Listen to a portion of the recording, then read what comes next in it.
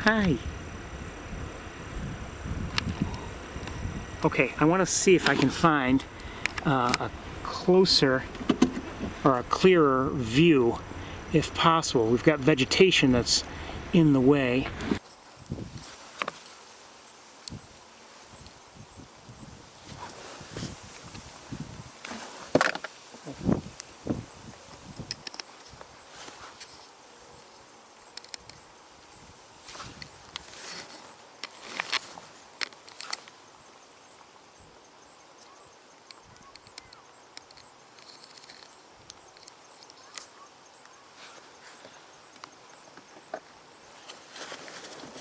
You know how I love bitterns. So we've seen a great blue heron, and we've now seen the related American bittern. We have a little bit of vegetation kind of getting in the way every once in a while. But lighting is good to see this.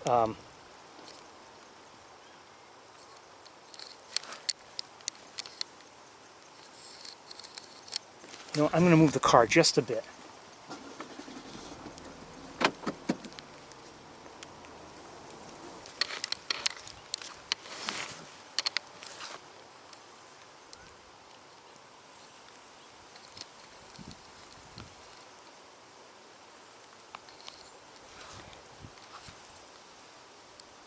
Oh, the wind is moving some vegetation in our way every once in a while.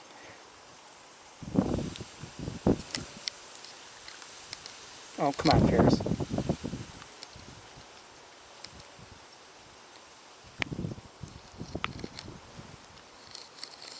That was fast.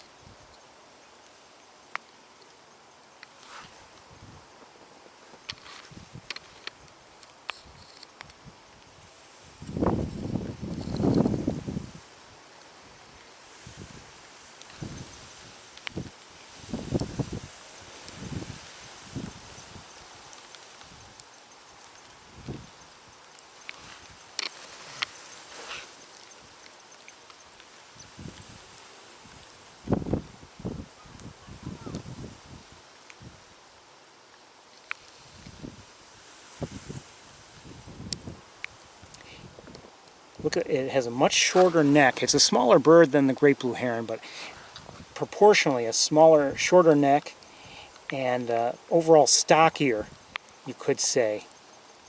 But it is a smaller bird than the great blue heron. I believe I just heard a common gallinule. And don't worry, we won't stay on the American bittern all day, but the great blue heron is almost kind of sort of getting into view, but it's farther along. And wait a second, what did I just see? I've got vegetation blocking my view of that. I'm going to try to hold things steady while I look with binoculars. Thought I might have just seen something else. Maybe not.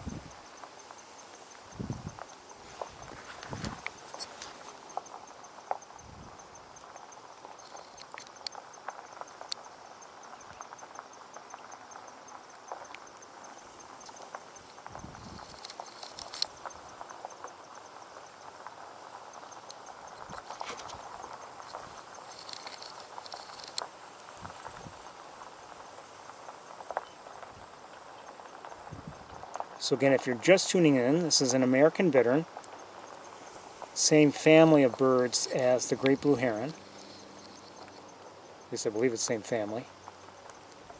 They're related.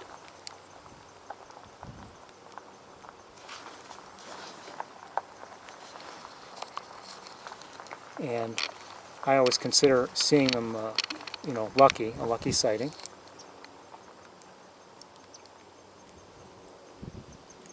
Just happened to see this one kind of, sort of out in the open.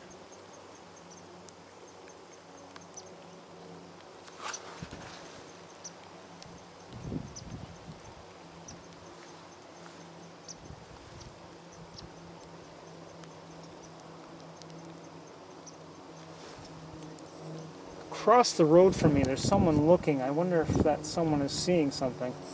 I don't know. but I consider an American Bittern sighting a fairly special thing, so I don't mind staying with it.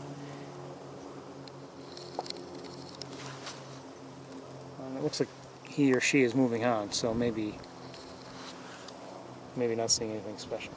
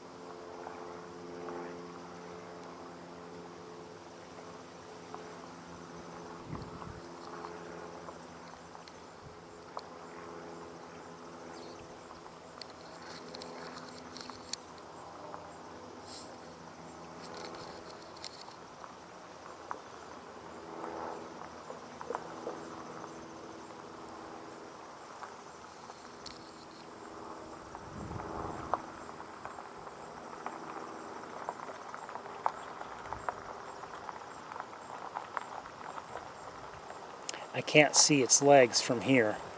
I'm not sure if I can see its legs from anywhere, but we can see the rest of it pretty well.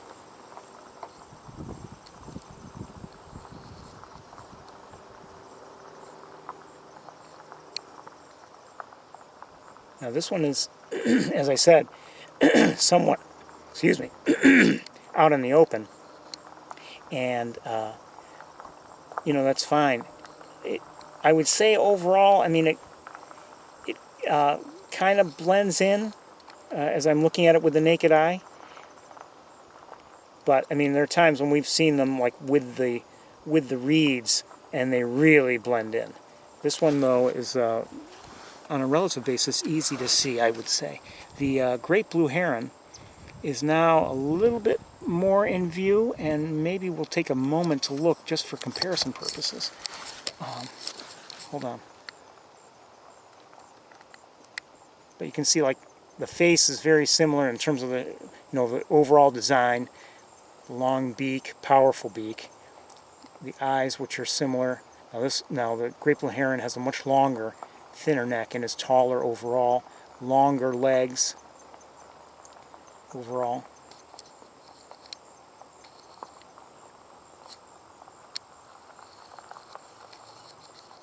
Much larger.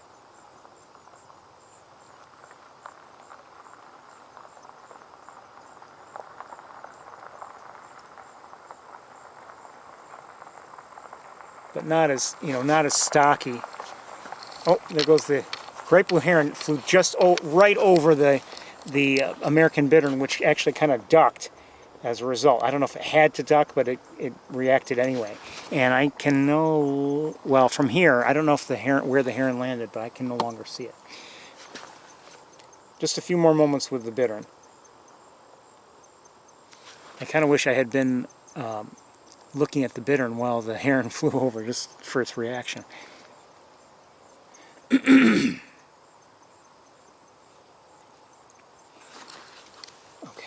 just a few more moments, and then I think we're going to move on, just because time is short. It's almost 3:30. But see that, similar eyes, I would say, and that same sort of long spear-like beak.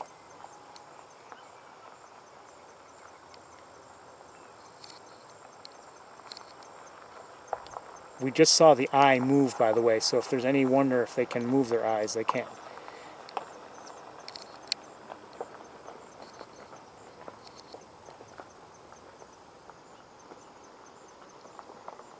Oh, is that a little bit of, oops.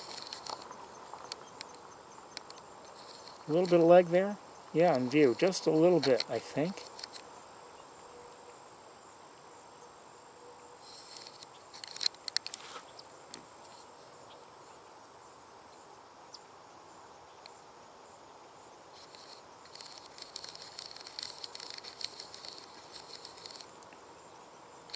Anyway, we're getting a nice look at the feathers and the overall, really a beautiful pattern that is also very good in terms of camouflage. The color overall and and just the stripes help it to blend in. And some of it, not so much with the lily pads or whatever they are around it now, but like when it's in with the reeds, certainly.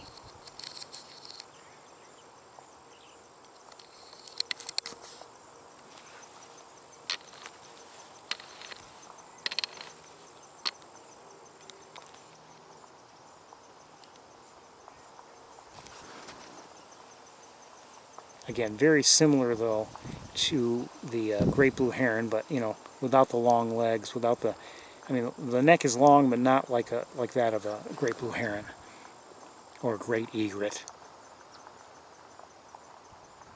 More like, and I would say, maybe more similar to a green heron in terms of proportions, but larger than a green heron.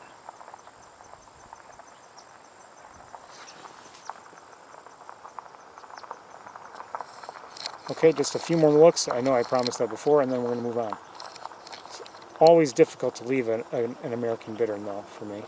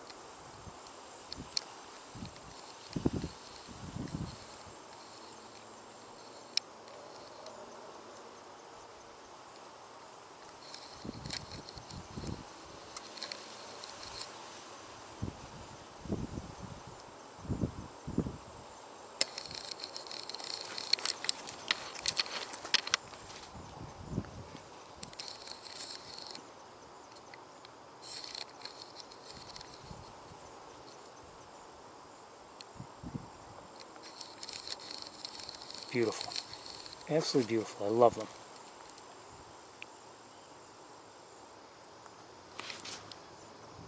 Still within view. It's just a matter of whether the vegetation on this side gets in the way. But it's nice to see it walk. I could move the car, but I'm afraid to lose sight of things. Just getting a quick look at its feet. Not easily, but a little bit. And I have to move the car now.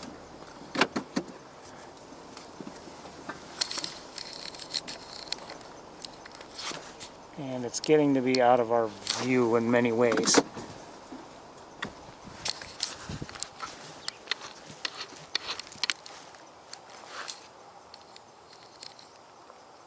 Bye.